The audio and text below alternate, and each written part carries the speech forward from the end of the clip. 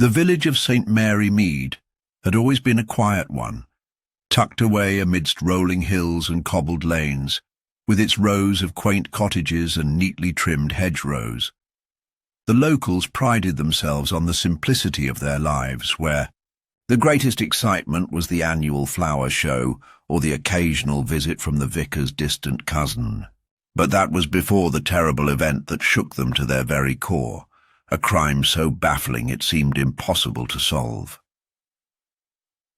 The crime occurred on a crisp autumn evening, when the village was preparing for the harvest festival. The sun had set early, and the last of the evening light had faded into the darkening sky when the news came through. The elderly Miss Rosamond O'Rourke had been found dead in her study, an apparent victim of foul play.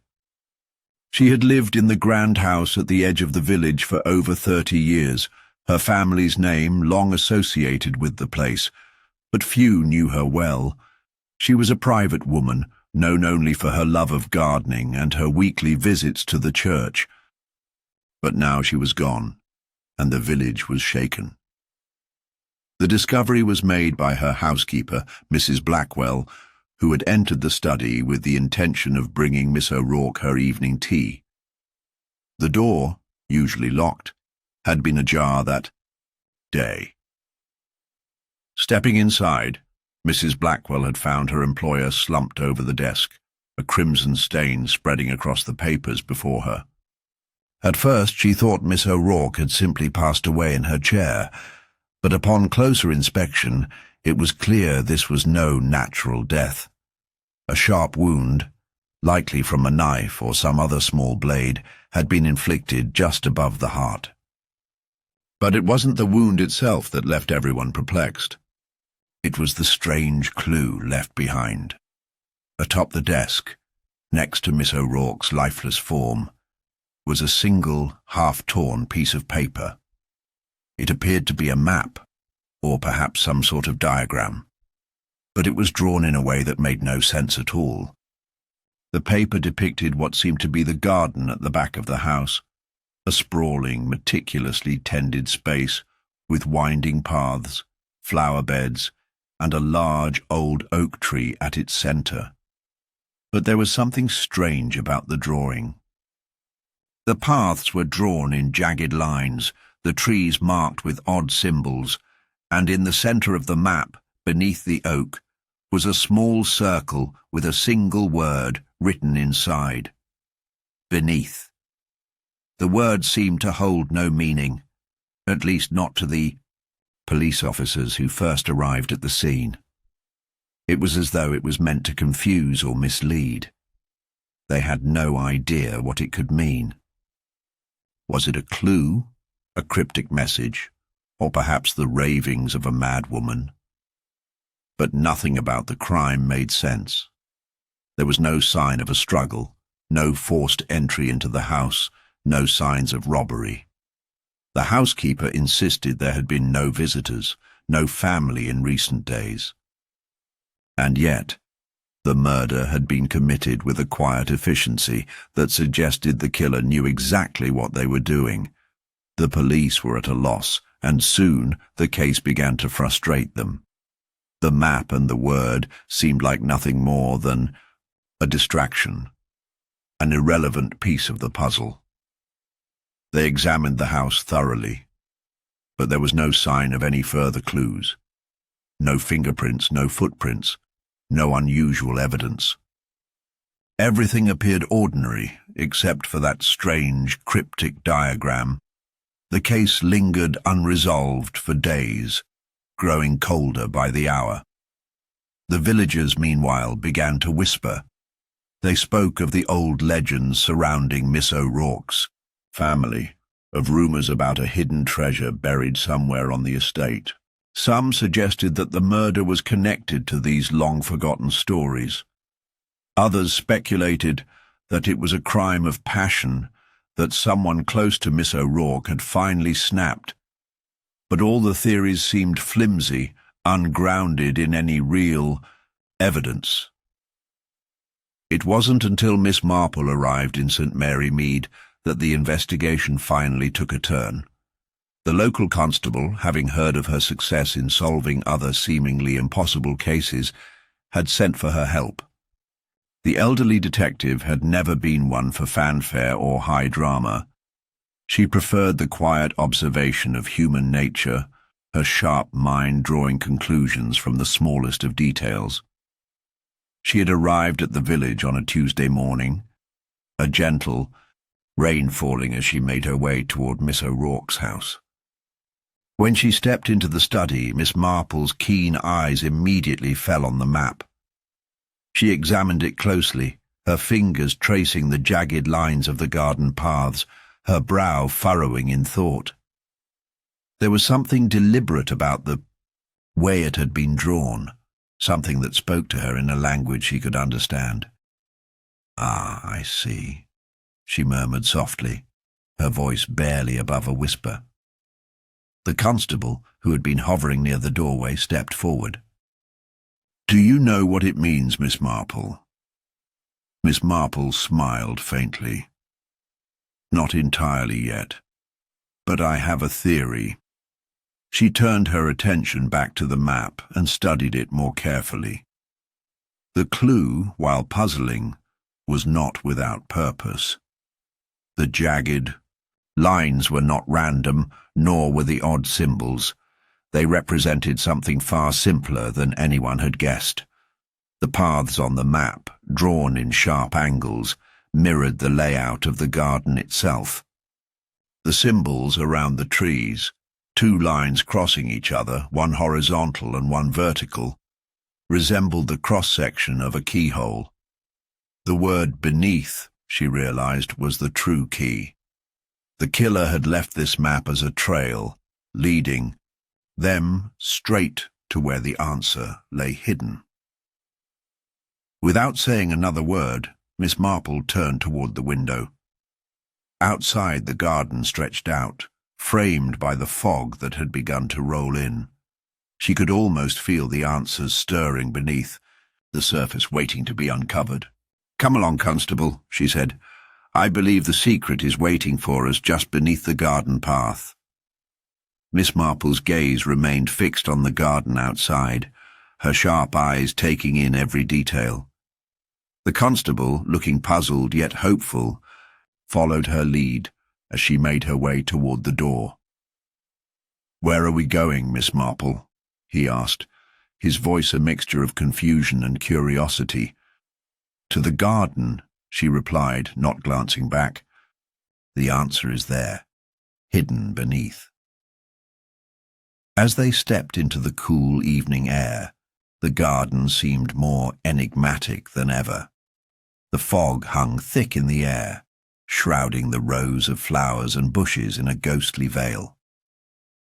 The tall oak tree at the center loomed like a silent sentinel, its gnarled branches stretching skyward.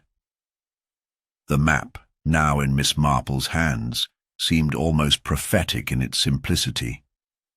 Beneath the oak, the word beneath had been scrawled with such emphasis that it left no room for doubt. But the question remained, beneath what? The constable hesitated as they reached the center of the garden. "It's so quiet out here, Miss Marple. Surely this is just a distraction, nothing more than an old woman's final musings." Miss Marple turned to face him, her expression calm but piercing. "Perhaps, or perhaps it's exactly what we need to understand the crime." Her eyes scanned the ground beneath the oak tree. The earth looked undisturbed, the soil soft but unbroken. She knelt, brushing away the leaves and twigs that had gathered at the base of the tree. There was no sign of anything unusual. However, as her fingers brushed the dirt, something caught her eye, something odd. A slight indentation in the earth, barely noticeable unless one was looking for it. She reached down, her fingertips brushing over a small, uneven object buried just below the surface. With a small smile, Miss Marple signaled to the constable. "Help me here, will you? It's time to uncover what's hidden." Together, They cleared away the soil, revealing a small metal box, its edges rusted with age. The box was plain, with no markings or distinguishing features, but its presence beneath the tree could not be ignored. Miss Marple's expression was unreadable as she carefully pried open the lid.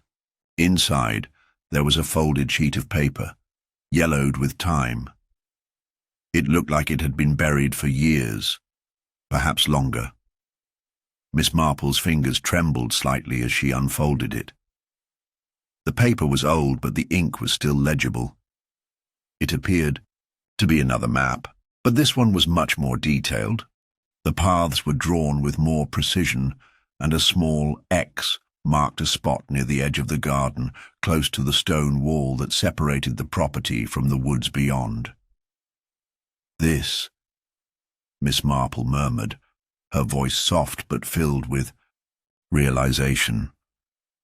"This is not just a clue. It's a map to something far more significant. The garden, the trees, the paths, they all form part of a hidden design." The constable, still not fully understanding the implications of her words, stood back as Miss Marple examined the document further. "Miss Marple, are you suggesting that someone hid something in this garden? That it's all connected to the murder?" "I am," she replied, her voice steady.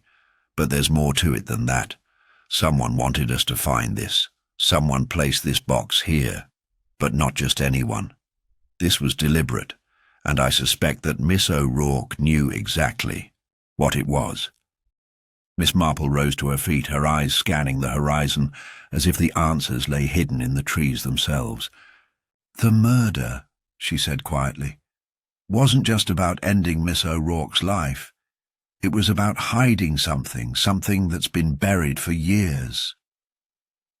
The constable frowned, his thoughts racing. But what could it be? Why leave such a cryptic clue behind? "That, my dear constable, is what we need to find out." Miss Marple paused for a moment, a knowing look crossing her face. "The key to this puzzle, I believe, lies with someone who has been here all along." The constable was silent for a long moment, his gaze following Miss Marple's. "Who do you mean?" "The housekeeper," Miss Marple replied, her tone thoughtful. "Mrs. Blackwell. She was the one who found Miss O'Rourke's body. She's the one who found the first clue, the map on the desk. And I can't help but wonder if she didn't know more than she let on." At this, the constable looked doubtful. "But surely Mrs. Blackwell wouldn't have been involved in the crime. She's been with Miss O'Rourke for years." "Indeed," Miss Marple agreed, "but sometimes the most obvious suspects are the ones we least suspect." They returned to the house shortly afterward, their footsteps muffled by the damp ground. Inside, the atmosphere felt heavy, as though the house itself was holding its breath. Mrs. Blackwell was sitting in the drawing room, her hands folded neatly in her lap. Her face was pale, her eyes red from the strain of the past few days. When she saw Miss Marple and the constable approach, she rose to greet them, her movements stiff and formal. "I trust you've found everything you need, Miss Marple?" Mrs. Blackwell asked, her voice trembling slightly. Miss Marple smiled politely, though her eyes never left the housekeeper's face. "We've found something interesting in the garden, Mrs. Blackwell. A small box buried beneath the oak tree. It seems to hold a map, one that's connected to Miss O'Rourke's past." Mrs. Blackwell's face flickered for just a second, a brief flash of something Miss Marple could not quite place. It was gone before the constable could notice, but it had not escaped Miss Marple's sharp eyes. "I don't understand, Miss Marple," Mrs. Blackwell said, her voice growing defensive. "What does that have to do with poor Miss O'Rourke's death? It's just an old piece of paper, surely." Miss Marple's gaze softened, but only slightly. "I believe, Mrs. Blackwell, that you know more than you are letting on. You've worked for Miss O'Rourke for many years, and I believe you were well aware of her secrets." Mrs. Blackwell's breath caught, and she quickly looked away, her eyes darting to the window as though seeking escape from the sudden tension. I don't know what you mean," she stammered, but Miss Marple could see the fear in her eyes now, unmistakable. "Ah, but you do," Miss Marple said quietly. "You know exactly what I mean. And soon you'll tell me." For a long moment there was silence between them. The faint ticking of a clock on the wall seemed to echo louder with each passing second. Mrs. Blackwell, clearly struggling to maintain her composure, finally spoke, her voice barely above a whisper.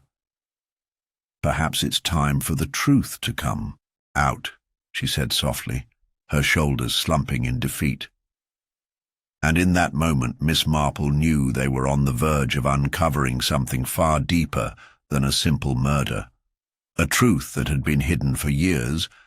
Just beneath the surface, Miss Marple's gaze lingered on Mrs. Blackwell as the housekeeper's shoulders slumped with resignation. The confession, if it came, would be a slow unraveling, like the first thread of a tapestry. But Miss Marple knew that this was just the beginning. Mrs. Blackwell had already revealed more than she realized, and there was a crack in the woman's composure that Miss Marple would exploit. There was something being hidden, and it was time to see just how deep the deception ran. The constable, sensing the tension, cleared his throat. "Perhaps we should begin with a more direct approach, Mrs. Blackwell," he suggested.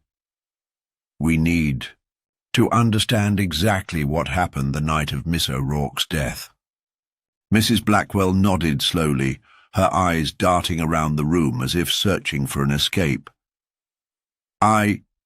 I've already told you everything I know," she said, her voice tight. "I went into the study, found her dead, and then called for help.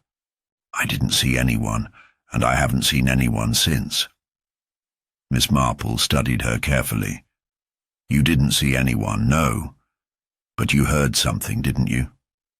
The housekeeper flinched, the slightest flicker of panic crossing her face. She quickly regained her composure, but Miss Marple had seen it. I don't know what you mean," she replied, her voice growing softer. "You heard a sound, Mrs. Blackwell," Miss Marple continued, her tone gentle but insistent. "Perhaps a door opening, or a footstep in the hall. You heard something, didn't you?" Mrs. Blackwell's breath caught, but she quickly masked her reaction with a practiced smile. "I heard nothing. I simply—" "You heard something," Miss Marple repeated, stepping closer, her eyes unwavering. "You were afraid to tell anyone.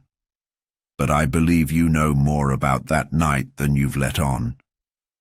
For a long moment, Mrs. Blackwell said nothing, her gaze downcast. The room was heavy with anticipation, the silence pressing in on all sides. Then at last, she looked up, her eyes filled with a reluctant acceptance. "Yes, I did hear something," she admitted, her voice barely above a whisper. "A knock at the door just before I went in, but when I opened it, no one was there." "And Miss O'Rourke?" Miss Marple asked, her voice low but steady. "She was sitting at her desk just as I found her," Mrs. Blackwell replied quickly, as if she'd rehearsed the answer. "I never saw anyone else. But I wondered when I found her dead if that knock had meant something, but I didn't want to involve myself any further." Miss Marple nodded thoughtfully, absorbing the information. A knock at the door, but no one there. It was a small detail, but an important one. Whoever had killed Miss O'Rourke had been in the house long before the housekeeper entered, and Mrs. Blackwell, despite her obvious desire to remain uninvolved, had heard something. But what was it that she wasn't saying? The air in the room thickened with suspicion. "Thank you, Mrs. Blackwell," Miss Marple said finally, her voice softening. "You've been very helpful. I believe we'll have more questions for you soon." The housekeeper gave a small nod, her face pale and drawn as she slipped out of the room, clearly eager to retreat. Miss Marple turned her attention to the constable. "There's more to this than meets the eye," she murmured, "but I need to speak with the others. There are contradictions I need to resolve." The next morning, Miss Marple and the constable began to question the other individuals who might hold pieces of the puzzle. First on the list was the local vicar, Reverend Archibald Fenwick, who had been a frequent visitor to Miss O'Rourke's home. He arrived at the house with a sense of solemnity, dressed in his dark clerical robes, his face marked by the burdens of both his vocation and the death of a member of his flock. But Miss Marple was quick to notice something that the constable had missed. Reverend Fenwick was acting oddly nervous, his hands fidgeting with the buttons of his jacket as he took a seat across from them. "Reverend Fenwick," Miss Marple began, her voice even, "I understand you were quite close to Miss O'Rourke. Did she ever confide in you about any personal matters?" The vicar swallowed, a fleeting look of discomfort passing over his features. "Well, yes, of course. She was a devout woman, always faithful to her beliefs. She occasionally spoke to me about her concerns, but—" He faltered, his gaze lowering. "She never mentioned anything to suggest that she was in danger." "Did she have any enemies, Reverend?" Miss Marple pressed gently, her eyes narrowing as she observed his every reaction. "Anyone who might have wished her harm?" The vicar's response was immediate, almost too quick. "No, not at all. Miss O'Rourke was well liked by all who knew her. She had no enemies, I assure you." Miss Marple allowed a brief silence to hang in the air before she spoke again. "But the map," she said, watching his reaction closely. "The one found near her body. Do you know anything about it?" At the mention of the map, the vicar stiffened, his eyes widening imperceptibly. "The map?" he repeated, his voice tight. I don't know anything about a map." The constable, eager to assert his authority, leaned forward. "It was found with Miss O'Rourke's body, Reverend. Right beside her. It seems to have something to do with her garden. Perhaps a hidden location." The vicar seemed to hesitate, then looked away, as though trying to gather his thoughts. "I've heard rumors," he muttered finally, his voice dropping. "Old family stories about treasure, hidden things. But they're just that, stories. Nothing more." Miss Marple's eyes sharpened. "Do you know where these stories come from?" Reverend Fenwick stiffened further, his hands clenching in his lap. "No, I don't." But Miss Marple had already caught the flicker of guilt in his eyes. His response, too quick, too rehearsed, told her everything she needed to know. There were things he was concealing, truths he was withholding. Perhaps it was fear, perhaps shame, but there was more to the story than he was willing to reveal. "Thank you, Reverend," Miss Marple said quietly, her voice laced with finality. "I'm sure we'll be speaking again." Later that afternoon, the constable and Miss Marple met again, their minds working through the inconsistencies they had uncovered. The vicar's strange behaviour, Mrs. Blackwell's partial truths. It was all beginning to form a clearer picture. But there were still gaps, still pieces missing. The more they probed, the more it became clear that someone was hiding something, and the lies had woven a tight web of deception. As the investigation unfolded, one thing was certain. The closer they got to the truth, the more elusive it became. Every witness, every suspect, seemed to have a version of events, but those versions didn't quite align. Some were too eager to help, too quick to provide explanations. Others were more hesitant, withholding details that hinted at a deeper involvement. The tension in the room thickened as the pieces continued to fall into place, but Miss Marple knew the puzzle was far from solved. Every contradiction, every slip of the tongue pointed her in a single direction. The truth was out, there buried beneath layers of deception, and soon she would uncover it, no matter how deeply it had been hidden. As the evening shadows lengthened across the village, Miss Marple sat in her chair by the fire, the crackling warmth of the hearth doing little to ease the chill that had settled over the investigation. The puzzle pieces had started to come together, but the image they formed was far from clear. Every person involved, whether a witness, a suspect, or someone merely caught in the periphery, had their own reasons, their own potential motives. But none of these motives seemed to align neatly with the facts. She glanced at the papers scattered on the table in front of her. The map, the contradictions in the testimonies, the sudden reluctance of those she had questioned. Every thread she pulled seemed to lead to another knot, another layer of deceit. The more she learned, the more tangled the web became. The constable, ever eager but increasingly frustrated, stood beside her, his hands resting on the back of a chair. "Miss Marple, we've interviewed everyone we can. But every time we think we're close to something, another contradiction pops up. What are we missing?" Miss Marple's gaze never wavered from the fire as she thought.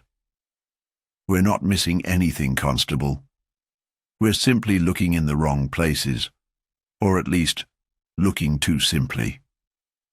She paused, her eyes narrowing as she sifted through the details. "This is not a straightforward crime. It never was.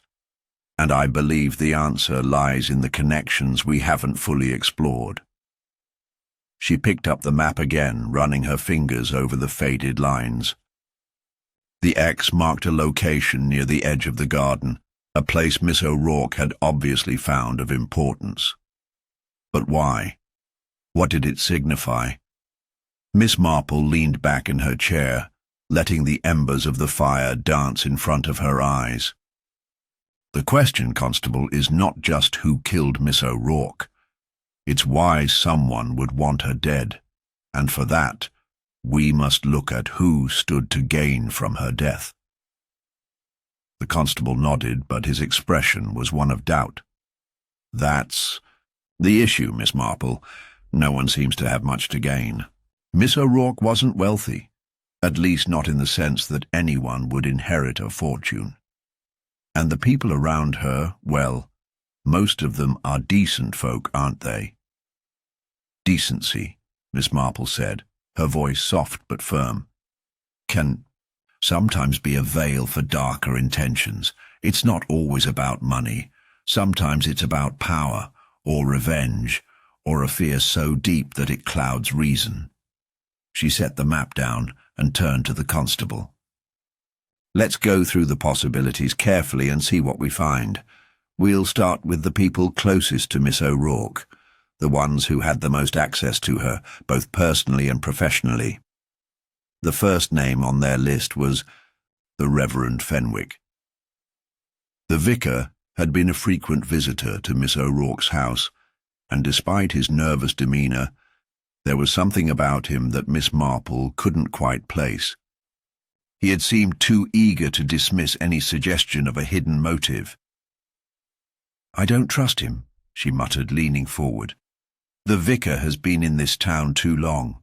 He knows far more about Miss O'Rourke than he's letting on." The constable frowned.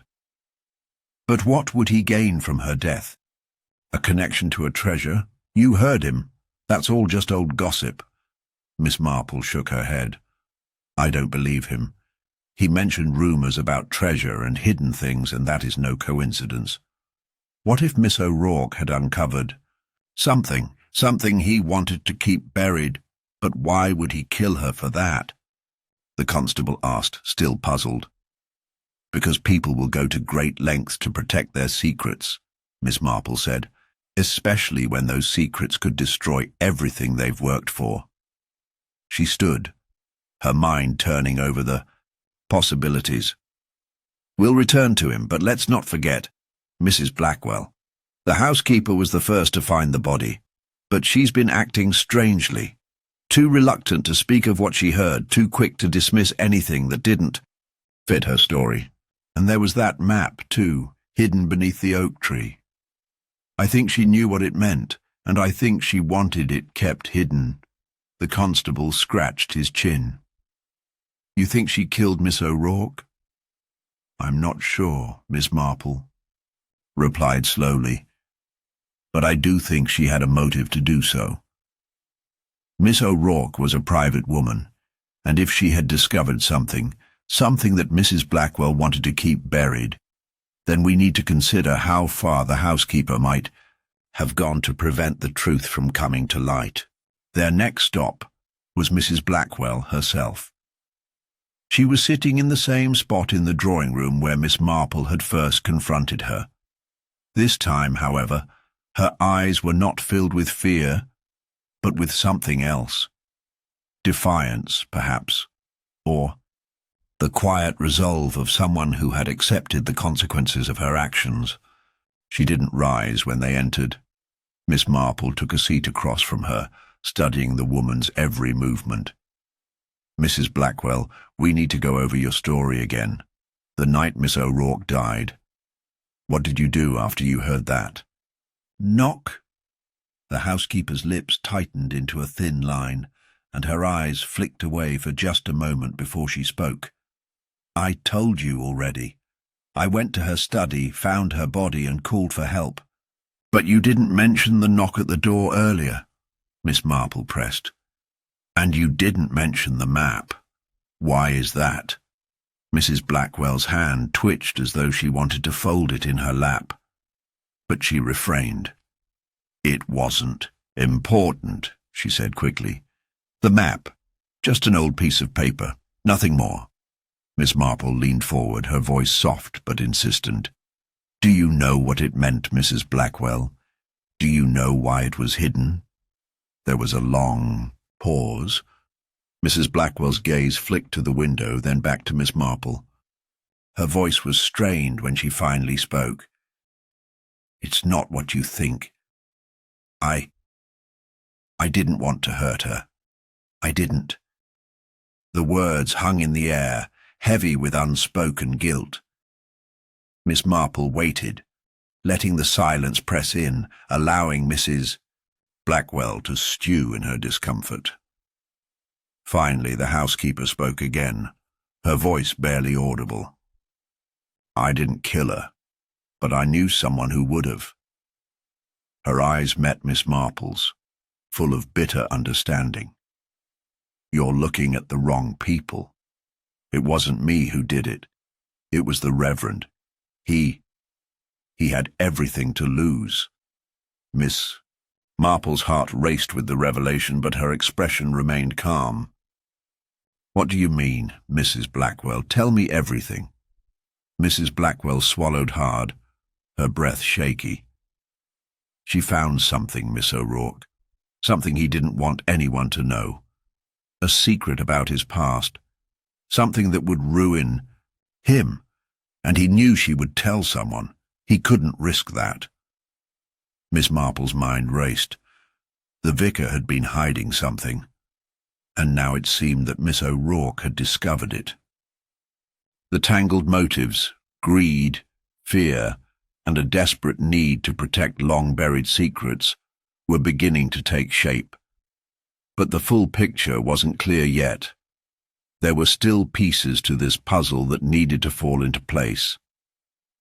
As Miss Marple stood, she met the constable's eye, the weight of the truth dawning on her. "We'll need to speak with the Reverend again, and this time we'll see if his alibi holds up under pressure." But even as she said it, Miss Marple couldn't shake the feeling that the truth would not come easily. The motive maze was just beginning to unravel, and it was far more complex than she had anticipated. The next morning, the village hummed with the latest whispers of scandal. News of Mrs. Blackwell's accusations had spread faster than the autumn wind, and by the time Miss Marple and the constable reached the vicarage, Reverend Fenwick was already awaiting them, standing at the threshold of his modest home with a solemn expression. His hands were folded before him, a picture of quiet dignity, but Miss Marple did not miss the slight tremor in his fingers. "I suppose I should have expected this," he said, his voice weary yet resigned. "Do come in, though I doubt there's anything I can say that will satisfy your suspicions." The constable stepped forward, firm and businesslike. "Mrs. Blackwell claims you had a secret that Miss O'Rourke uncovered. Something worth killing for." A flicker of something, fear, guilt, passed through the vicar's eyes before he exhaled heavily. "Mrs. Blackwell has always been prone to dramatics, but if you insist on an explanation, then I will give it." He motioned for them to sit, though Miss Marple remained standing, watching him closely. "Miss O'Rourke and I had been friends for many years," he admitted. "She came to me some weeks ago, troubled, asking about certain matters from my past, things I would rather have kept buried." The constable straightened. "Go on." "There was a time, long before I took my vows, when I was not the man I am today. I was foolish and reckless. I once made an error in judgment, a mistake that cost a man his fortune and nearly cost him his life. He forgave me, but I never forgave myself." He sighed, running a hand over his face. "Miss O'Rourke discovered this.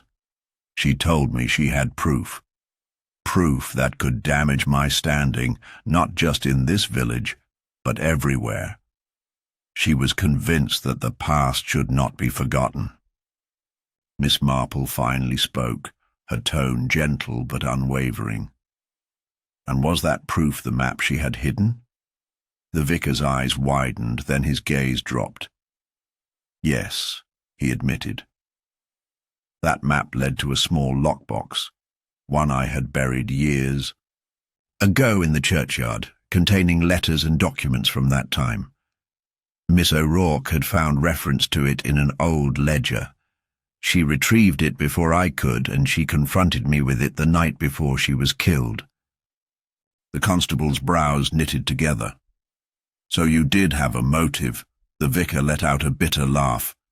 "Yes, but not for murder. I was ashamed, not enraged. I begged her not to make the information public, but I would never have harmed her." He looked up then, his face lined with grief. "She promised to consider my plea. The next morning, she was dead. I swear to you, I had no hand in it." Miss Marple studied him, considering. The vicar's shame was genuine, but shame was not the same as innocence. Yet something about his demeanor struck her as more desperate than deceptive. Before she could speak, a loud knock at the door interrupted them. A young officer entered, breathless with excitement. "We've got something, sir. A bloody handkerchief was found buried near the garden path, along with what appears to be the murder weapon. And you won't believe it. The monogram on the cloth matches Mrs. Blackwell's initials." The constable shot Miss Marple a triumphant glance before turning back to the vicar. "You may be in the clear after all, Reverend, but it looks like your housekeeper has some explaining to do.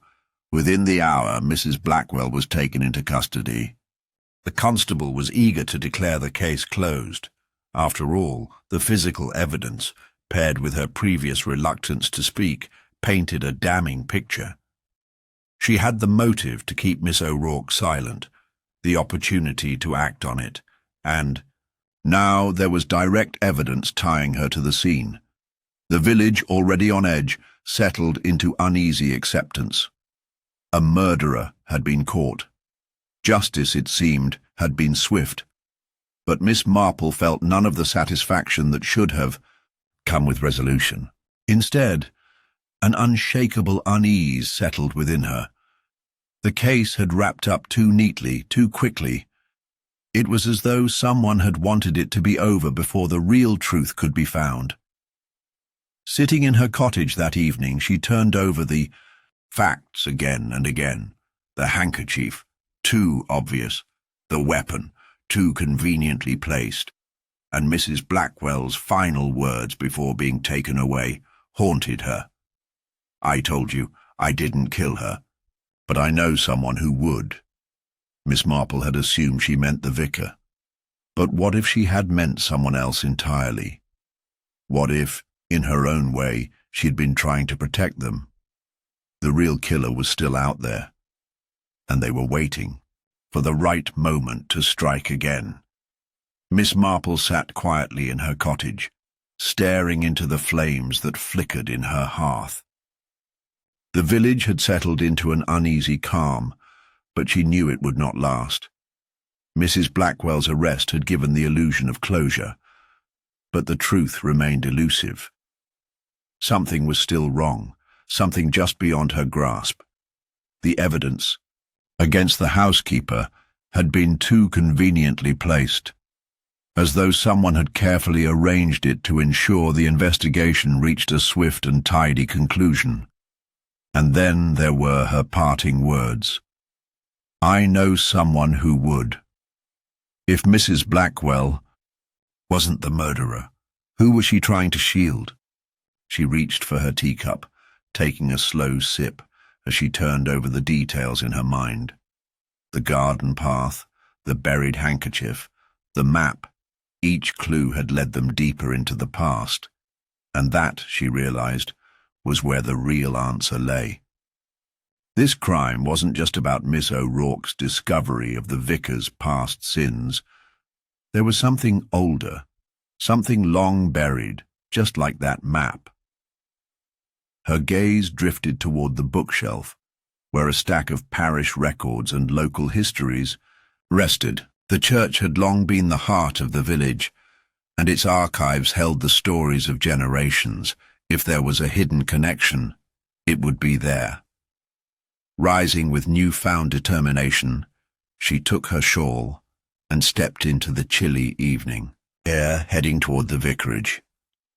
Reverend Fenwick answered the door at once, as if he had been expecting her. His face bore signs of exhaustion, but his expression was unreadable. He ushered her inside without a word, leading her toward the study. The large wooden desk was covered in scattered papers and a worn, leather-bound book. "I knew you'd come. Back," he said softly, sinking into his chair. "You don't believe it's over?" "No," Miss Marple replied simply. "And neither do you." He exhaled, running a hand over his face. "It doesn't make sense.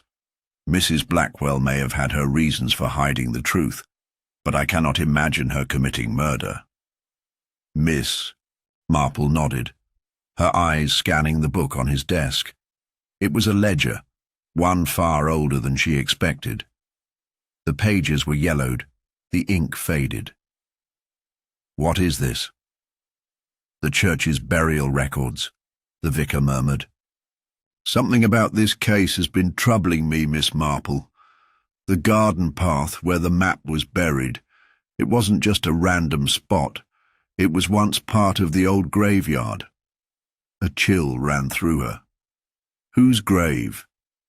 The vicar hesitated before flipping to a page near the back. He traced his finger down the brittle paper and stopped. Arthur Pembroke, he said finally. Died under mysterious circumstances nearly 40 years ago. Miss Marple's mind whirled. The name tugged at something deep in her memory. Pembroke, she repeated. I've heard that name before. He was a solicitor, Fenwick said. A man of considerable means. But there were rumours, stories of a missing fortune, of betrayal. Miss Marple's fingers tightened around her shawl. And Miss O'Rourke discovered something related to his death, didn't she? The vicar's expression darkened. I believe she did. She mentioned his name when we last spoke. Said she had found evidence that his death was not an accident. A long-forgotten crime, a missing fortune, a buried secret. The pieces were falling into place. Miss O'Rourke had not merely stumbled upon the vicar's past, she had unearthed something far greater. And someone who had been waiting in the shadows all these years, had killed to keep it hidden. She turned to the vicar. Who was the last person to see Arthur Pembroke alive? Fenwick hesitated, then flipped through the records again. When he spoke, his voice was quiet. It was Mrs. Blackwell's late husband, Henry Blackwell. Miss Marple felt the breath catch in her throat. This was the connection she had been searching for, the unseen thread that tied everything together. Henry Blackwell had been the last known person to see Pembroke, and now, decades later, his widow had been accused of a crime that she had likely tried to prevent. Miss Marple rose from her chair, her mind racing. I need to speak with Mrs. Blackwell again. The constable allowed Miss Marple into the holding cell at the station, though he remained sceptical. She's already confessed, Miss Marple. What more is there to ask? She hasn't confessed, Miss Marple corrected gently. She's only stopped fighting. Mrs. Blackwell sat on the wooden bench, her hands folded in her lap, her eyes weary but watchful. Back again, are you? Miss Marple settled beside her, clasping her hands together. Tell me about your husband. The housekeeper flinched, just slightly, before forcing a hollow laugh. Henry's been dead nearly 20 years. There's nothing to tell. Miss Marple tilted her head. Arthur Pembroke. Mrs. Blackwell stiffened. The reaction was small but enough. You see, Miss Marple continued, her voice as gentle as ever, this was never about Miss O'Rourke alone. This was about something that happened long before she ever set foot in this village. She was merely the unfortunate soul who uncovered it. Mrs. Blackwell's hands clenched in her lap. You don't know what you're talking about. I think I do, Miss Marple replied softly. Your husband knew what happened to Pembroke, didn't he? He was there that night, and after all these years, Miss O'Rourke found something that would have exposed the truth. A single tear slipped down Mrs. Blackwell's cheek. I told her to leave it alone, she whispered. I begged her. But she wouldn't. Miss Marple placed a hand over hers. Then who did you try to protect? Mrs. Blackwell swallowed, hard, her lips pressing together as though she were trying to hold the truth inside. Then, finally, her shoulders sagged. I thought it was over, she murmured. I thought, after Henry died, there was no one left to care about it. But I was wrong. Someone else still remembered. Miss Marple's pulse quickened. Who? Mrs. Blackwell closed her eyes. His partner, she whispered. James Pembroke. Miss Marple felt a shiver run down her spine. James Pembroke. the nephew of Arthur Pembroke, a man who had lived in quiet obscurity, keeping to himself, never drawing attention. A man who, it seemed, had waited all these years for the past to remain buried. Miss Marple stood. "It's not over yet, Mrs. Blackwell, but I promise you I will see that justice is done." As she left the station, the village stretched out before her in eerie silence. The past was no longer buried. And if she was right, the real killer was still watching, still waiting. She only hoped she wasn't too late. Miss Marple walked slowly through the village, her thoughts spinning like the autumn leaves at her feet. James Pembroke. The name alone sent a chill through her. If he had been protecting a terrible secret all these years, then Miss O'Rourke's discovery had been his undoing. But how could she prove it? He was clever enough to let Mrs. Blackwell take the fall without a second glance. She needed something more than suspicion. Something that would force his hand. By the time she reached the vicarage, an idea had already begun to form. It was unconventional, but then, so was murder. Reverend Fenwick was waiting in his study, his face lined with worry. "You've thought of something," he said, watching her closely. "Yes," Miss Marple replied, smoothing her skirt as she took a seat. "But I will need your help." Fenwick frowned. "My help?" She nodded. "You see, I believe James Pembroke has been keeping an eye on this investigation. He may think he is safe, but if we introduce something new, something unexpected, it may force him to act." The vicar leaned forward, intrigued despite himself. "What do you have in mind?"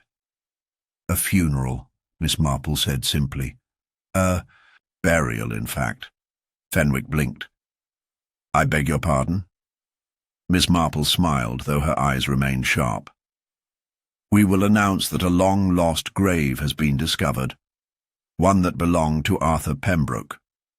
A proper burial is to be arranged, with all the due reverence he was denied in life. And most importantly, we will suggest that certain belongings of his were found alongside him." Fenwick sucked in a breath. "You mean—" "Yes," Miss Marple said, eyes glinting. "A little lie to catch a bigger one." The vicar hesitated, but then nodded slowly. "If you believe it will work." "I do," she assured him. "Because if James Pembroke truly has something to hide, he will not be able to resist." The announcement spread quickly.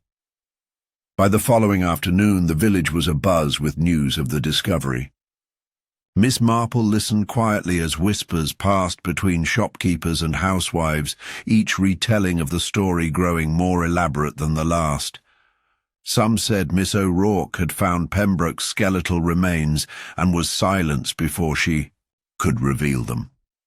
Others claimed the vicar himself had known all along, but had been sworn to secrecy. But only one person's reaction mattered. James Pembroke arrived at the vicarage just before dusk.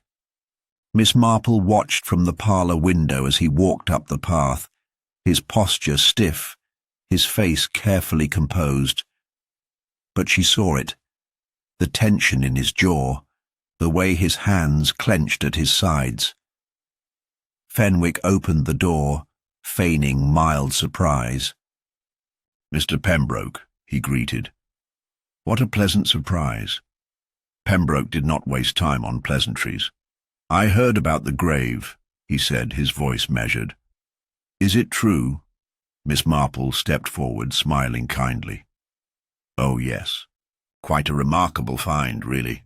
The authorities are arranging the reburial as we speak." Pembroke's fingers twitched. "Authorities?" Miss Marple nodded, watching him closely. "Naturally, They will want to examine anything of historical value. It seems Arthur Pembroke may have taken some important documents to the grave with him. There it was. The smallest flicker of something, fear perhaps, or anger. Pembroke exhaled through his nose. "I find it odd," he said at last, "that this discovery was only made now." Miss Marple merely tilted her head. "Ah, but the past always has a way of revealing itself, don't you think?" For a fraction of a second, Pembroke's mask slipped. Then, just as quickly, it was back in place. He forced a chuckle. "Yes," he said. "I suppose it does." But as he turned to leave, Miss Marple knew. It was working. That night, Miss Marple did not sleep. Instead, she waited, nestled in the shadows near the garden path, a woolen shawl wrapped tightly around her shoulders. Fenwick stood beside her, shifting uncomfortably. "This is madness," he murmured. "If he is the murderer, what if he tries to—" "He won't," Miss Marple assured him. "Not tonight. Tonight he will come to see if it's true." The hours passed slowly. The village slept, save for the distant hoot of an owl and the rustling of the wind through the hedgerows. Then, finally, a shadow moved. James Pembroke emerged from the darkness, his form barely visible beneath the weak moonlight. He moved cautiously, his head turning in sharp, nervous motions. Miss Marple watched as he knelt at the edge of the garden path, the place where Miss O'Rourke's map had led. His hands moved quickly, brushing aside leaves and dirt, searching for something that had never been there. Then, suddenly, he froze. Miss Marple stepped forward, her voice clear in the still night air. "Looking for something, Mr. Pembroke?" He turned sharply, eyes wild in the darkness. For a moment, he looked like a man trapped, cornered in a crime decades in the making. Then slowly, he stood. "You tricked me," he said, his voice tight. Miss Marple smiled. "Yes, and it seems to have worked rather well." Pembroke exhaled heavily, his hands curling into fists. "You don't know anything." "Oh, but I do," she said, stepping closer. "I know that Arthur Pembroke did not simply vanish all those years ago. I know that Miss O'Rourke found something that threatened to expose the truth. And now, I know that you are still very much afraid of what lies buried here." Silence stretched between them. Then, at last, Pembroke laughed. A bitter, humourless sound. "You're a clever woman," he admitted. "Cleverer than I gave you credit for." Miss Marple remained still. "Then why don't you tell me the truth?" Pembroke hesitated. Then, with a weary sigh, he spoke. "Arthur was my uncle, and he was a fool. He made promises he couldn't keep, trusted men he shouldn't have." His eyes darkened. "He had a fortune, hidden away. My father knew about it, and so did Henry. Blackwell, they tried to take it from him, but Arthur was always one step ahead, until one night he wasn't." Miss Marple listened, saying nothing. "I didn't kill him," Pembroke continued. "I was too young, but my father, he made sure Arthur disappeared, and Henry helped him cover it up." "And the fortune?" Miss Marple asked. Pembroke's lips pressed into a thin line. "Gone. Scattered. Miss O'Rourke thought she had found something, but she hadn't. It was never buried here." Miss Marple studied him carefully. "And so you killed her, to make sure she didn't dig too deep." A muscle in his jaw tightened. "I couldn't let her ruin everything. She was too close." Footsteps echoed behind them. Constable Barnes emerging from the shadows, his expression grim. "That'll be enough, Pembroke." For the first time, Pembroke looked truly defeated. Miss Marple exhaled, turning back to the garden path. The past had finally been unearthed, and with it, justice had found its way through the lies. Even after all these years, the truth had refused to stay buried. The morning after James Pembroke's arrest, St. Mary Mead was abuzz with whispers of Miss Marple's triumph. Some called it a stroke of genius, others a stroke of luck. But she herself knew it was neither. It had been patience, observation, and, as always, an understanding of human nature. And yet something unsettled her. Despite Pembroke's confession, something still felt incomplete. She sat at her small breakfast table, stirring her tea absently, when a sharp knock came at the door. When she opened it, she found Constable Barnes looking harried. "Miss Marple, there's been an incident." She stepped aside to let him in. "Go on, dear boy." Barnes ran a hand through his hair. "The evidence. The journal Miss O'Rourke found, the one with the map, it's gone." Miss Marple stilled. "Gone?" Barnes nodded grimly. "It was locked in the station's evidence cabinet. This morning, when I went to retrieve it, the lock had been forced. The journal is missing." Miss Marple set her teacup down, her mind already racing. "And nothing else was taken?" "No, just the journal." Barnes shook his head. "It doesn't make sense." "Pembroke's locked up, so it can't have been him." Miss Marple's fingers tapped lightly on the table. "No, it can't, which means someone else doesn't want that journal read." Barnes hesitated. "But why? Pembroke already confessed." Miss Marple's eyes narrowed. "Yes, he did. But confessions can be convenient things, Constable. Sometimes they are given too soon, and sometimes they cover for someone else." A heavy silence settled between them. Barnes exhaled. "You think we've got it wrong?" Miss Marple rose and retrieved her shawl. "I think," she said, fastening it neatly, "that we must reconsider what exactly Miss O'Rourke discovered, and who else might have had a reason to want it gone." As she stepped outside, a faint sense of unease prickled at her. The case was far from over. The disappearance of the journal changed everything. It meant someone who was still free, was determined to keep the truth buried. The village had felt safe before, but now an invisible hand was working against them. Miss Marple's first call was to the vicarage. Reverend Fenwick answered the door, looking troubled. "Miss Marple," he greeted. "I was just about to send for you." Her eyes sharpened. "Oh, what's happened?" He stepped aside, allowing her in.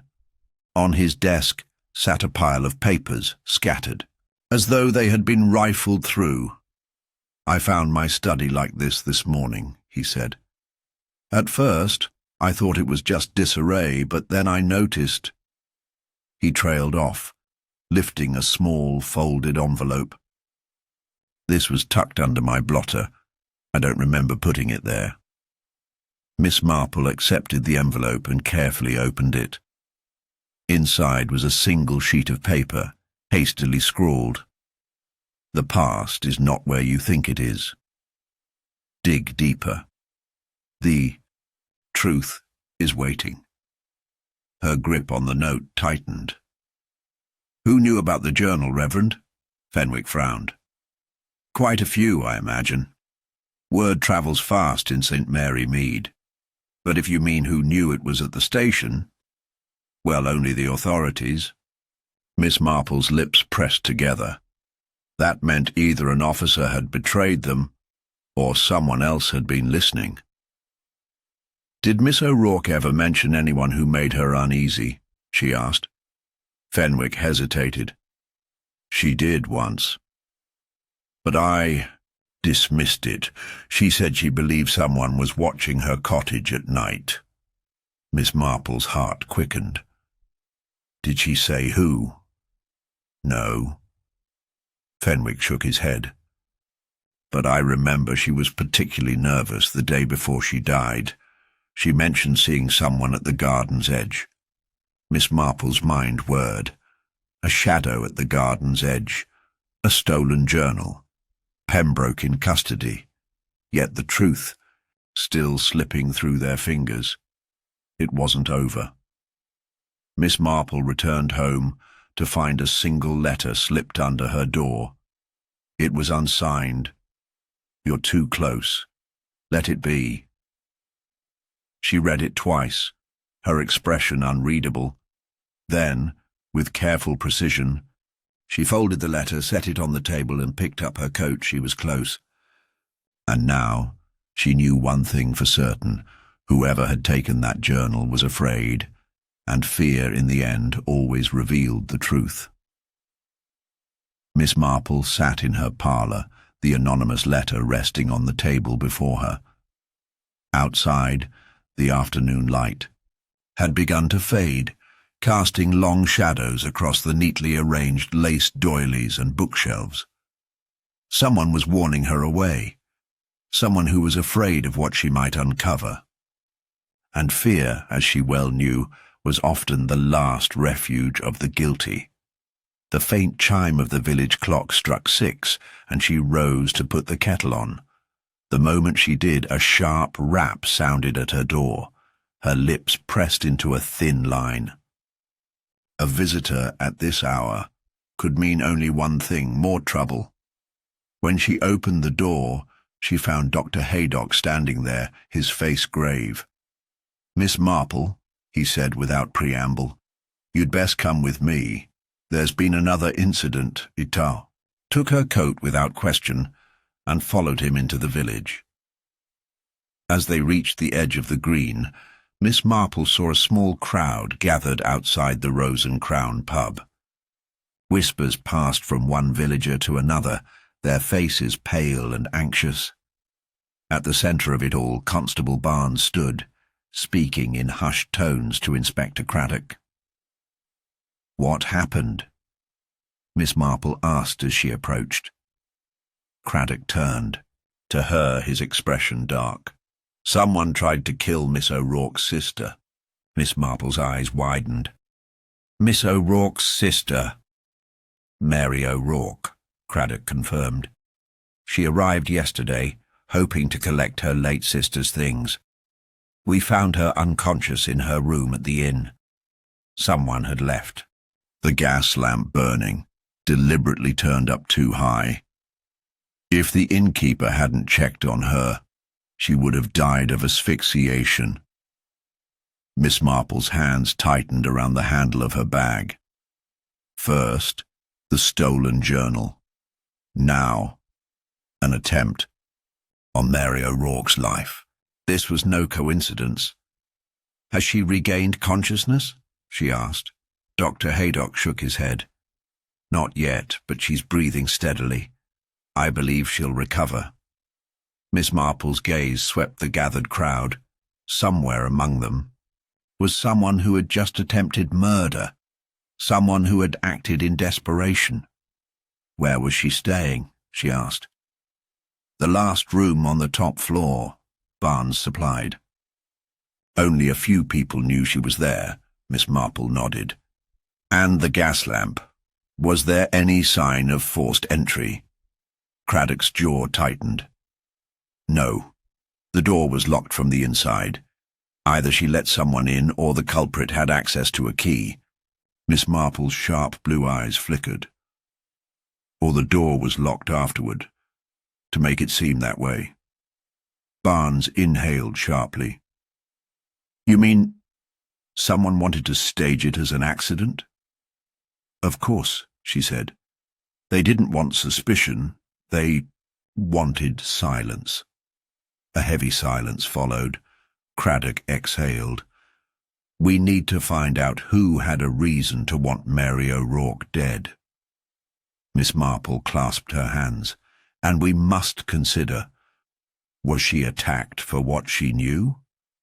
Or for what her Sister left behind. Craddock nodded grimly. Either way, this means only one thing.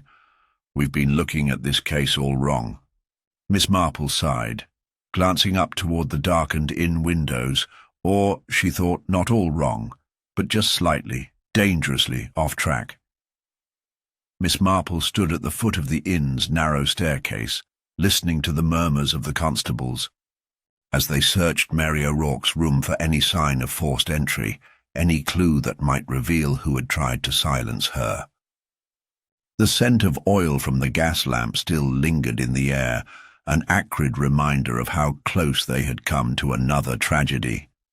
Her sharp eyes moved across the wooden floor, tracing the paths the officers had taken. Something nagged at her. Something just out of reach. A memory, perhaps, or a thread she had yet to pull. Then she saw it, just a few feet from the door, near the skirting board. A faint, uneven smudge. Kneeling, she examined it more closely. It was a scuff mark, the kind left by hurried movement, and next to it, barely visible against the wooden grain, a single dark fibre. She carefully plucked the fibre free, rolling it between her fingers. Dark wool. A coat or a scarf, perhaps. Someone had moved quickly in this space, too quickly. Craddock noticed her crouch by the floor and stepped closer. "What is it?" Miss Marple stood, dusting off her skirts. "Who was the last person to see Miss O'Rourke before the attack?" Craddock frowned. "The innkeeper, Mr. Bellamy. He said he brought her tea in the evening around 7. Miss—" Marple nodded. "And did she receive any other visitors?" Barnes checked his notes. "Bellamy didn't see anyone else, but he mentioned that she left the inn briefly. Said she was restless, went for a short walk." Miss Marple's fingers tightened on the fibre. A restless walk, alone, in a village filled with whispers and shadows. "Did he say where she went?" Craddock sighed. "No, but we could ask her when she wakes." Miss Marple glanced up the stairs toward the room where Mary O'Rourke lay unconscious. If she did wake, she might be able to fill in the missing pieces. But for now, they had only what she had left behind. Her mind drifted back to Miss O'Rourke, the sister who had died so suddenly, the one who had stumbled across something she was never meant to find. And the journal. The missing journal. What had been in it? She turned back to Craddock. James Pembroke's confession. Did he mention the journal at all? Craddock hesitated. No, actually. He admitted to killing Miss O'Rourke, but when we asked about the journal, he claimed he had no idea what was in it, said he'd never even seen it. Miss Marple's lips pressed together, and yet it was stolen. By someone who knew exactly what it contained. Craddock exhaled. Meaning Pembroke might not be our man after all. Or, Miss Marple said carefully, meaning that Pembroke was useful to someone until he wasn't. She saw the realization flicker across Craddock's face. Someone framed him. Perhaps not entirely, Miss Marple said, voice thoughtful. It's possible he was involved, but I do not believe he acted alone. Barnes frowned. Then who else? Miss Marple's eyes drifted back to the scuff mark near the door, then to the dark fibre in her hand. The pieces were moving, shifting into place. The missing journal, the attack on Mary O'Rourke, the whispered warning at her own door, and then it struck her, an offhand remark days ago. The Reverend Fenwick, recalling something Miss O'Rourke had told him before she died. She mentioned seeing someone at the garden's edge. Miss Marple turned sharply to Craddock. "We need to speak with Reverend Fenwick again." Craddock blinked. "Why?" Miss Marple's gaze was steady. because I believe Miss O'Rourke did see someone at the garden's edge that night, and I believe that someone was the same person who tried to kill her sister." Craddock's face darkened. "Do you know who it is?" Miss Marple's fingers curled around the woolen fibre. "Not yet, but I will soon." Miss Marple sat quietly in the rectory's drawing-room, her hands folded in her lap, watching Reverend Fenwick with polite attentiveness. The old vicar, normally a man of unshakable calm, seemed troubled. His fingers toyed absently with a small brass cross on the desk before him, his mind clearly turning over thoughts he had not yet voiced. "I've been thinking about what you said, Miss Marple," he finally admitted, "about what Miss O'Rourke saw that night." His voice lowered, as though the walls themselves might betray him. There was something unsettling about her manner when she spoke to me. It wasn't just that she had seen someone. It was how she said it. As if she knew them, as if it had shaken her to the core. Miss Marple's expression remained neutral, but inside, the pieces of the puzzle continued shifting into place. "She said something strange," he continued, his brow furrowing. "She said, 'I never imagined they were capable of it.' A curious choice of words. Miss O'Rourke had recognized the person in the garden, yes, but more than that, she had re-evaluated them entirely. Someone she had trusted, Miss Marple, let the silence linger before gently prompting. "Did she mention a name?" The Reverend shook his head. "No, only that she had misjudged them. I should have pressed her further." He sighed. "But I assumed she was merely speaking in confidence. Now I fear that my silence was a mistake." Miss Marple reached over, patting his hand gently. "The past cannot be changed, Reverend, but you may still help us." His gaze lifted to meet hers, a flicker of determination beneath the guilt. "What do you need from me?" Miss Marple straightened, her voice thoughtful. "You've lived in St. Mary Mead for many years, haven't you?" He nodded. "Nearly 2 decades. And in all that time, have you ever known Miss O'Rourke to have an enemy? Someone who might bear a grudge?" The vicar exhaled slowly.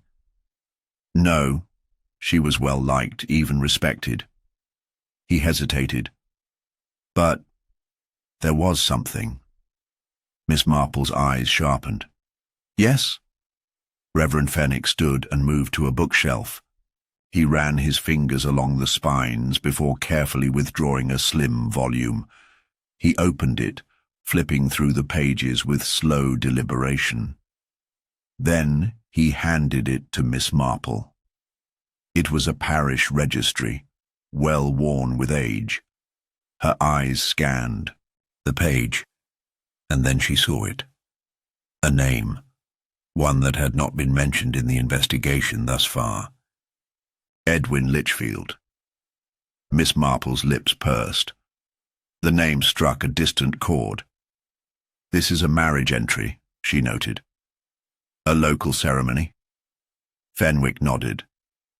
"Yes, but not one that was widely celebrated. Edwin Lichfield was an outsider, a schoolteacher who came to the village nearly 25 years ago. He married a woman named Eleanor."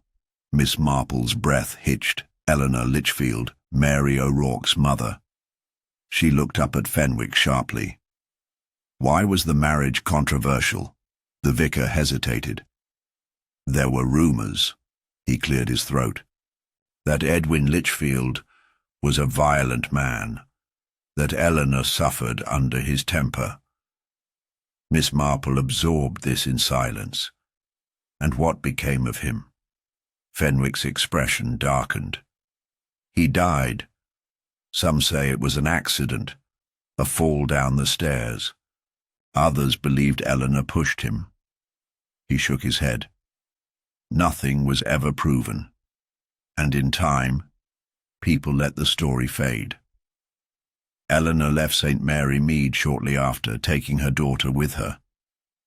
Miss Marple felt a slow, creeping certainty settle over her. And when did Eleanor pass away? About 5 years ago, something clicked into place. Miss O'Rourke had returned to St. Mary Mead because of something she had found, something tied to her mother's past. A hidden truth buried beneath years of silence. Miss Marple rose, suddenly urgent. "I must speak with Inspector Craddock at once." The vicar followed her toward the door. "Miss Marple, what do you suspect?" She paused, turning back with a look of deep sorrow. "I suspect that Miss O'Rourke did not just stumble upon a crime, Reverend. I suspect she uncovered a truth that someone had spent years trying to forget." At the police station, Inspector Craddock listened intently as Miss Marple laid out her findings. If Mary O'Rourke came back to this village and began asking questions about her mother, she said, then she may have uncovered something about Edwin Litchfield's death that frightened someone. Someone who had built a life upon the lie that he had died by accident. Craddock's expression was grim. "And you think that's why she was murdered?" Miss Marple nodded. "Whoever killed her wasn't protecting a secret about recent events. They were protecting a secret from decades ago." Barnes, who had been listening from the corner, cleared his throat. But who would care after all these years? Miss Marple's voice was quiet. Someone who was there that night. Someone who has lived with the knowledge, buried it deep, and now, when threatened with exposure, was willing to kill to keep it hidden. Craddock rubbed his chin. "And that means we're not just looking for someone connected to the recent crimes. We're looking for someone who was connected to Eleanor Litchfield." Miss Marple's voice was soft but certain. "Yes." The room fell into a heavy silence. The shape of the mystery had changed. It was no longer just about a stolen journal or a recent murder. It was about a death that had happened long ago, and someone who had been running from it ever since. Miss Marple sat in the rectory's small parlour, the fire casting flickering shadows on the walls. She held her knitting in her lap, but she was not knitting. Instead, her sharp blue eyes were fixed on the man across from her, Dr. Lionel Graves. He sat stiffly in the chair, his fingers curled around the armrests, the tension in his shoulders barely concealed by his usual composed demeanour. Inspector Craddock stood near the doorway, arms folded, his presence a silent but firm reminder that this was not a casual social visit. Sergeant Barnes remained outside, watching for any sign of disturbance. Miss Marple's voice, when she finally spoke, was gentle, almost sympathetic. It was quite unfortunate, wasn't it? The way things unfolded, a tragic accident in the past that should have remained buried. But dear me, the past does have a way of creeping back when one least expects it. Dr. Graves's lips pressed into a thin line. "I'm not sure what you mean, Miss Marple." "Oh, I think you do," she said, tilting her head slightly. Miss O'Rourke was asking questions, wasn't she? About her mother, about her mother's husband. That must have been rather alarming for you. His fingers twitched. "I don't see why it would concern me." "Because you were there, Dr. Graves," she said, her voice quiet but unshakable. "The night Edwin Litchfield died." A muscle in his jaw jumped, but he remained silent. Miss Marple leaned forward just slightly, her expression kind but unrelenting. "You were a young man then, fresh out of medical school, practicing here in the village. And you were called that night, weren't you? You saw what really happened." Craddock's voice was firmer. The official report stated that Edwin Litchfield fell down the stairs. But if that were true, why did Mary O'Rourke become a threat to you? What did she uncover? The doctor's gaze flickered toward the fire. He exhaled sharply, the control he had maintained so carefully beginning to crack. Miss Marple's voice softened. "It wasn't Eleanor, was it?" His eyes snapped to hers. "She didn't push him," she continued. "That was the assumption, of course. A battered wife finally—" Snapping, but that wasn't the truth. A bitter chuckle escaped his lips. "Truth," he muttered. "It's a funny thing, Miss Marple. People don't always want the truth. They want what makes sense to them." Craddock stepped forward. "Then tell us what really happened." Graves hesitated, and for a moment Miss Marple thought he might retreat into silence again. But then he let out a slow breath, and the weight of years settled into his expression. "It was an accident," he said, his voice hoarse. "But not the way people believed." He looked up at them. "Eleanor didn't push him, I did." The tea room was utterly still. "I was young," Graves said, his fingers gripping the armrests again. "Eleanor, she was afraid. He'd been drinking, more violent than usual. She came running to the surgery that night, desperate, begging for help. I went with her. I thought maybe I could reason with him." His throat worked as he swallowed. "But he was out of control. He lashed out at her and He shook his head. "I grabbed him, tried to pull him away. He lost his balance. It was only a second, but that's all it took. He went over the railing." Miss Marple nodded, her expression one of deep understanding, and Eleanor took the blame. He let out a humorless laugh. What choice did she have? No one would have believed the truth. A young doctor defending a battered woman. It would have been a scandal. They'd have turned on her, said she provoked it. His voice lowered. "She swore me to silence, told me to leave it alone." His hands clenched. "And for years I did." Craddock's voice was measured. "Until Mary O'Rourke came back." Graves exhaled. "She started asking questions about her mother, about the past. She found old records, discrepancies in the coroner's report. She confronted me." His voice turned bitter. "Said she was going to bring everything into the open." Miss Marple's voice was barely above a whisper. "And you couldn't let that happen?" His eyes flashed to her. "I didn't mean to kill her." His voice cracked. "I met her that night in the garden, tried to reason with her. But she wouldn't. Listen, she was going to the authorities. I lost my temper." His hands curled into fists. "I just meant to stop her." Miss Marple closed her eyes briefly. And so history repeated itself. Silence stretched between them, the weight of his confession hanging heavy in the air. Finally, Craddock straightened. "Dr. Lionel Graves, I'm placing you under arrest for the murder of Mary O'Rourke." Graves didn't resist. He simply nodded, shoulders sagging as if a great burden had been lifted from him.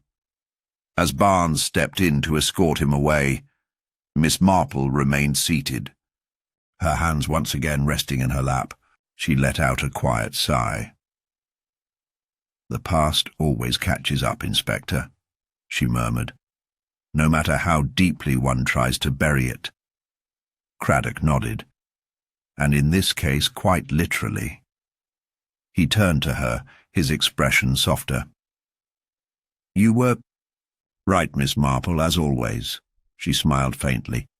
"It was never about greed or ambition, you see, just an old secret, one that should have been told long ago." And as the fire crackled in the hearth, Miss Marple resumed her knitting. "The case finally laid to rest, As the village settled into an uneasy calm following Dr. Graves's arrest, Miss Marple found herself once again seated in her favourite chair at the vicarage, hands busy with her knitting. The rhythmic movement of the needles usually brought her great comfort, but tonight something unsettled her. The case was closed, or at least it should have been.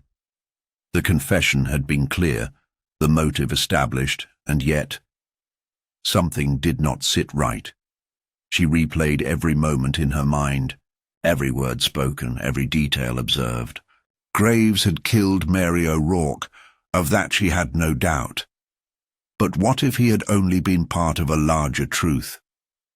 What if there was still a secret buried beneath the surface? The next morning, Miss Marple took a quiet stroll through the village, pausing at the rectory garden, the very place where Mary O'Rourke had been found. The earth had been disturbed once again since the police had exhumed the bones, but something caught her eye among the flowers, a single footprint, only half-formed but distinct enough. It was not a man's footprint. Frowning, she turned away, heading straight for the police station, where Inspector Craddock was overseeing the final paperwork on Graves' case. He looked up as she entered, the exhaustion on his face evident. "Miss Marple," he greeted her. "I was about to come and see you. Thought you'd like to know Graves was formally charged this morning. A rather sorry business." "Yes, indeed," she murmured, taking the seat he offered. "A sad affair altogether." She hesitated only briefly before adding, "And yet, Inspector, I believe there is something we have all overlooked." He sat up a little straighter. "Overlooked?" She smoothed her skirt and looked at him steadily. "I believe Dr. Graves killed Mary O'Rourke, but I do not believe he acted alone." Craddock exhaled sharply, but she could see the shift in his expression, curiosity overriding exhaustion. "Go on." Miss Marple leaned forward slightly. "Did you ever wonder why Mary O'Rourke came back now, after all these years?" "She wanted to uncover the truth about her mother," Craddock said. "Yes," Miss Marple agreed. "But how did she suddenly come across this information? Why now, after decades of silence? Someone put her on that path, Inspector. Someone led her to dig." Craddock frowned. "You think she was manipulated?" "I think," Miss Marple said, her voice quiet, "that someone wanted this case to be reopened. Someone who had an interest in exposing the past, but not the whole truth." A silence stretched between them before Craddock finally asked, "Do you have a suspect in mind?" Miss Marple hesitated for only a moment before answering. "Eleanor Litchfield." Craddock blinked. "But she's been dead for years." Miss Marple nodded. "Yes, but her other daughter is very much alive." Craddock stared at her. "Are you saying—" Miss Marple clasped her hands together. "Helen Litchfield, Mary's half-sister. It had been easy to overlook Helen in the midst of the investigation. A quiet, unassuming woman who had always lived in the background of the village. But now, as Miss Marple thought about her, her proximity to the case, her curiously measured grief at Mary's death, her subtle but insistent questioning in the early days of the inquiry, it all made sense. She was the one who told Mary. "Where to look?" Miss Marple continued. "I believe she wanted Mary to stir things up, to prod at the past, but not because she wanted justice." Her voice dropped slightly. "Because she wanted revenge." Craddock exhaled. "Revenge?" Miss Marple nodded. "She resented Mary, resented her existence, resented what her mother had suffered because of Mary's father. And perhaps, in some way, She resented that Mary had returned to claim a truth that Helen had lived with all her life. She paused, gathering her thoughts before continuing.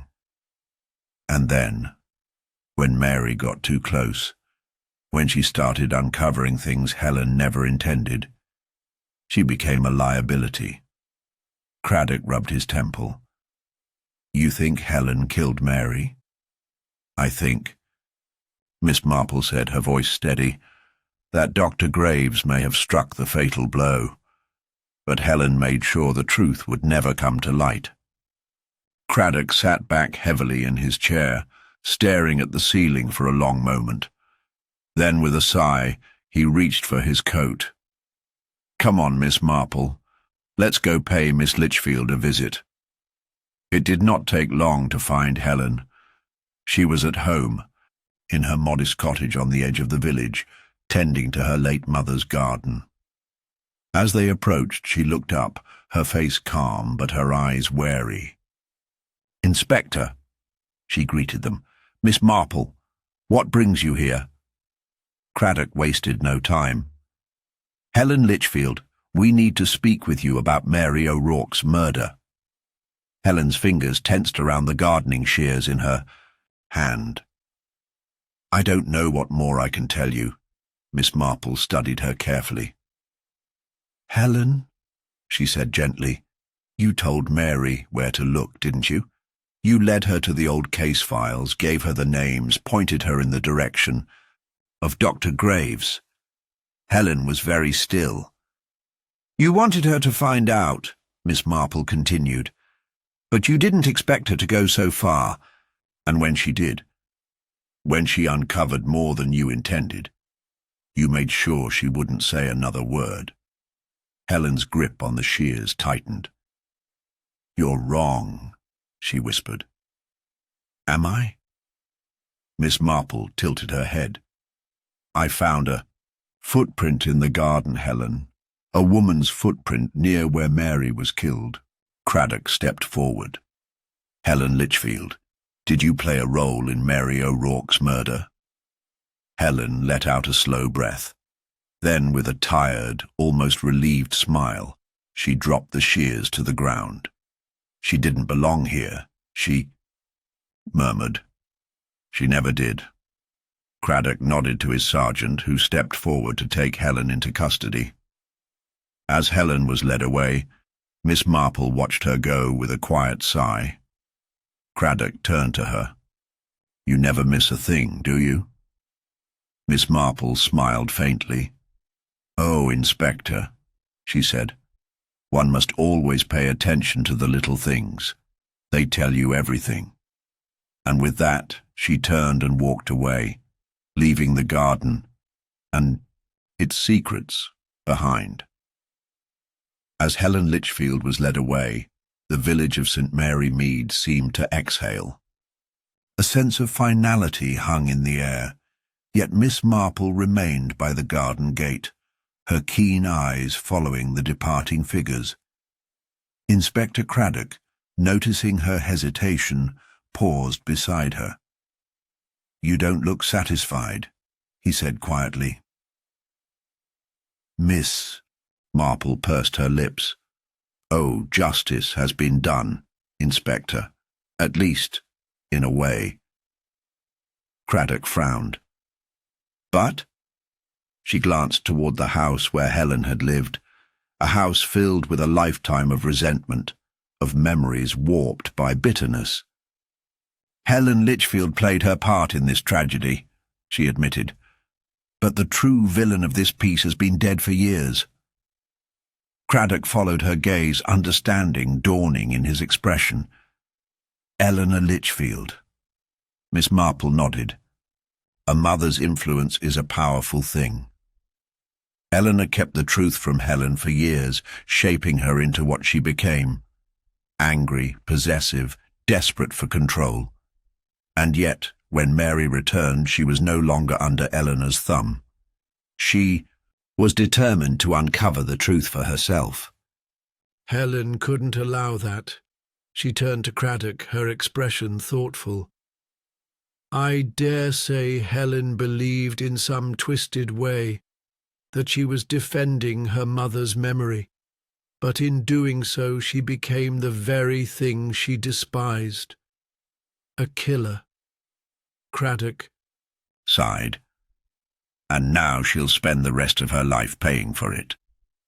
Miss Marple was silent for a moment, then said softly, "Perhaps that is a fate she would prefer.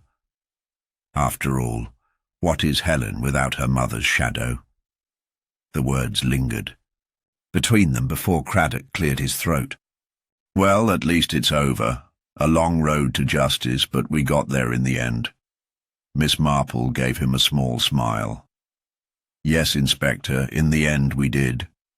Yet as she walked home through the quiet streets of St. Mary Mead, a chill ran through her. Justice had been served, but at what cost? The sins of the past had claimed another life, and as she reached her cottage door, she couldn't shake the feeling that the ghosts of this case would linger long after the last chapter had been written. As Miss Marple closed the gate behind her, the crisp evening air carried with it the distant chime of the church bell. St. Mary Mead was settling into the familiar rhythm of village life, its tidy houses and neatly trimmed hedges giving no hint of the secrets recently unearthed. Yet something still nagged at her, a thread left unpulled, a note in a melody that didn't quite resolve. She paused at her doorstep, looking up at the sky where the first stars had begun to appear. Inside, a warm glow from the sitting-room lamp beckoned. The comforting scent of tea and lavender filled the air, but Miss Marple did not immediately enter. Instead, she pulled her shawl tighter around her shoulders and let her thoughts wander. Helen Litchfield had confessed, the evidence was clear, and justice had been served, or so it seemed, and yet there was the matter of the garden path. A curious thing, really. Mary Litchfield's body had been found at the very spot where Eleanor Litchfield had fallen all those years ago. A tragic coincidence, or something more? Miss Marple replayed the events in her mind. The overturned soil, the stone that had seemed oddly displaced. When she had first seen it, she had thought little of it. But now the image lingered. Had Mary been trying to uncover something hidden beneath the very path where her mother had perished? Miss Marple was not given to idle speculation. But the question remained. Why had Mary gone to the garden that night? And why had she been holding a trowel when she died? With a quiet sigh, she stepped inside, shutting the door firmly behind her. The fire crackled in the hearth, its warmth spreading through the cozy room. She moved to the writing desk and opened a small, well-worn notebook, her delicate script filling the page with a few simple words. Mary knew something. But what? She tapped the pen against her chin, then carefully added another line. Helen killed to keep the past buried. But what if something else remains hidden? She closed the notebook and set it aside. Some mysteries she knew did not end so neatly.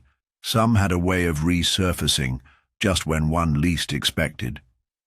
And as she settled into her chair, pouring herself a cup of tea, she couldn't shake the feeling that one day soon she would be called upon to untangle yet another thread in the long, intricate tapestry of secrets woven through St. Mary Mead.